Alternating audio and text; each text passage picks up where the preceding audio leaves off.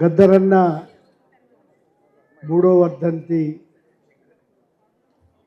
సందర్భంగా స్మారక ఉపన్యాసం ఒక కొత్త ఒరవడి ప్రకాష్ అంబేద్కర్ గారు ఇవాళ స్మారక ఉపన్యాసం చేస్తున్నారు.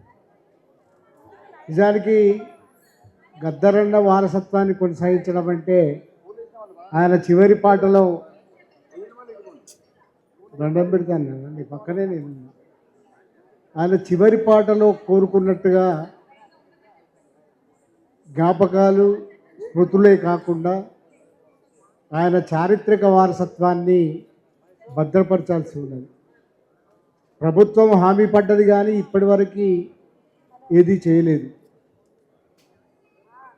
స్మృతివనం కట్టిస్తా అన్నది స్మృతివనానికి భూమి కేటాయించలేదు.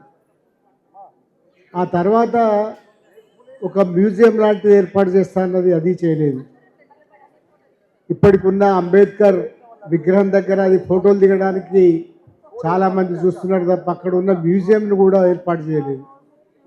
ఈ నిర్లక్ష్యం అనేది గద్దర్ పట్ల మంచిది కాదు.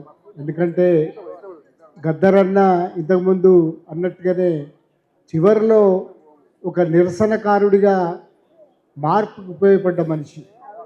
అది గుర్తించి అవార్డులు పెట్టినారు, మిగతా విషయాలన్నీ చేసినారు తప్ప ఇది ఒక్కటి చేయలేదు. ప్రభుత్వాన్ని గద్దర్ ఫౌండేషన్ తరఫున ఇప్పటికైనా స్మృతివనం, మ్యూజియం ఏవైతే హామీలు పడ్డారో, ఏమైతే అడిగినారో అవన్నీ ఇవ్వాలని ఇక్కడి నుంచి వేదిక నుంచి విజ్ఞప్తి చేస్తున్నాం. గద్దరన్న తెలంగాణ కోసం పోరాడినవాడు, తెలంగాణ అస్తిత్వాన్ని నిలబెట్టినవాడు. కానీ మీకు తెలుసా, ఇప్పుడు జరుగుతున్న పరిణామాలన్నీ తెలంగాణ అస్తిత్వానికి వ్యతిరేకంగా జరుగుతున్నాయి. మీరు గమనిస్తుంటే అమ్మా మీరు అటు నేను ఇటు, మీకు ఒక చిన్న విషయం చెప్పాల. గద్దరన్న విగ్రహం తెల్లాపూర్లో పెట్టినారు. గద్దరన్న విగ్రహానికి ఆ జాగ కోసం కూడా చాలా ప్రయత్నాలు చేసి ఒక విగ్రహం పెట్టినారు.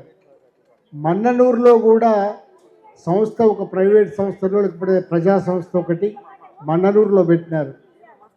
ఇక్కడ ఈ రవీంద్ర భారత్ అనేది హైదరాబాదులో ఉన్న ఒక సాంస్కృతిక కేంద్రం. ఈ సాంస్కృతిక కేంద్రంలో గద్దరన్న విగ్రహం పెడితే తెలంగాణ సంస్కృతికి ఒక చిహ్నంగా ఉండే అవకాశం ఉంది. కానీ దురదృష్టవశాత్తు గద్దరన్న చనిపోయి 3 సంవత్సరాలైంది. మధ్యలో ఒక గాయకుని విగ్రహం అక్కడ ఉంది. ఏంది ఇది తెలంగాణలో? తెలంగాణ వచ్చినట్టేనా? వచ్చినప్పుడు ఒక గాయకుని విగ్రహం ఉన్నప్పుడు మా గద్దరన్న దేనికి తక్కువ? మా గద్దరన్న కదా తెలంగాణకు సంబంధించిన సంస్కృతి, తెలంగాణకు సంబంధించిన అస్తిత్వం మా గద్దరన్న కదా. తెలంగాణ సాంస్కృతిక కేంద్రంలో రవీంద్ర భారతిలో గద్దరన్న విగ్రహం ఉండాలి కదా. ఎవరి విగ్రహం ఉన్నది మనమందరం చూసుకుంటూ ఉన్నాం. మధ్యలో ఇంకొక విగ్రహం వచ్చింది, మైత్రీవనం దగ్గర ఎన్టీ రామారావు విగ్రహం వచ్చింది. ఈ 2 విగ్రహాలు చూస్తూ ఉన్నాం మనం. ఎన్టీ రామారావు తెలంగాణ అస్తిత్వానికి సింబల్ కాదు. ఇంకొక విగ్రహం ఇక్కడ ఉన్న బాలసుబ్రహ్మణ్యం కూడా అస్తిత్వానికి సింబల్ కాదు. ఆయన గాయకుడు కావచ్చు, పెద్దవాడు కావచ్చు, గౌరవిద్దాం. కానీ వాళ్ళు తెలంగాణకు సంబంధించిన అస్తిత్వ చిహ్నాలు కాదు. మన అస్తిత్వ చిహ్నం, మన సంస్కృతి చిహ్నం, తెలంగాణ కోసం కొట్లాడిన గద్దరన్న విగ్రహం తప్పనిసరిగా ఈ సాంస్కృతిక కేంద్రంలో పెట్టాలని మనం డిమాండ్ చేయాల్సి ఉన్నది. అస్తిత్వానికి ప్రమాదం వస్తున్న సూచనలు కనబడుతున్నాయి. మీకు ఇవన్నీ చెప్తున్నా అందుకోసమే.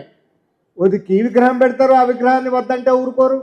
ఓదిక్కు ఎన్టీ రామారావు విగ్రహం వద్దన్నా పెడతారు. ఎన్ని కచ్చడన్ని కాలిపోయినాయి రాజశేఖర రెడ్డి విగ్రహాలు, ఎన్టీ రామారావు విగ్రహాలు. ఇంకా ఎందుకు పెడుతున్నారు? మా వాళ్ళు లేరా? మా జయశంకర్ లేడా? మా గద్దరన్న లేడా? మా అందశ్రీ లేడా? అందుకోసమే భవిష్యత్తులోనైనా మన అస్తిత్వం మనం నిలుపుకోవడానికి, మన తెలంగాణ తనం మనం నిలుపుకోవడానికి వీళ్ళ విగ్రహాలు పెట్టాలని తప్పనిసరిగా డిమాండ్ చేయాల్సి ఉన్నది. గద్దరన్న విగ్రహం ఇక్కడ పెట్టాలి అని డిమాండ్ చేద్దాం. అట్లాగే గవర్నమెంట్ చెప్పడం కాదు, ఆచరించి చూపించాల్సి ఉన్నది.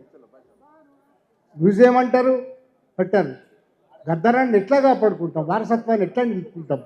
ప్రతి వర్ధంతికి పాటలు పాడడం ద్వారా నిలుపుకోలేం, ప్రతి జయంతికి పాటలు పాడడం ద్వారా నిలుపుకోలేం. ఆయన ఒక అంతర్జాతీయ కళాకారుడు, అంతర్జాతీయంగా గౌరవించదగ్గ కళాకారుడు, ఆటగాడు పాటగాడే కాదు, ఒక సాంస్కృతిక చిహ్నంగా ఉన్నవాడు. ఆయనను కాపాడుకోవాలన్నా, ఆయన సంస్కృతిని వారసత్వంగా నిలుపుకోవాలన్నా కూడా తప్పనిసరిగా ప్రభుత్వం హామీ ఇచ్చిన అన్ని కోరికల్ని నెరవేర్చాలని గద్దర్ ఫౌండేషన్ తరఫున కోరుకుంటూ సెలవు తీసుకుంటున్నాను. అమర్ హే గద్దర్ అన్న, జోహార్ గద్దర్ అన్న. Thank you.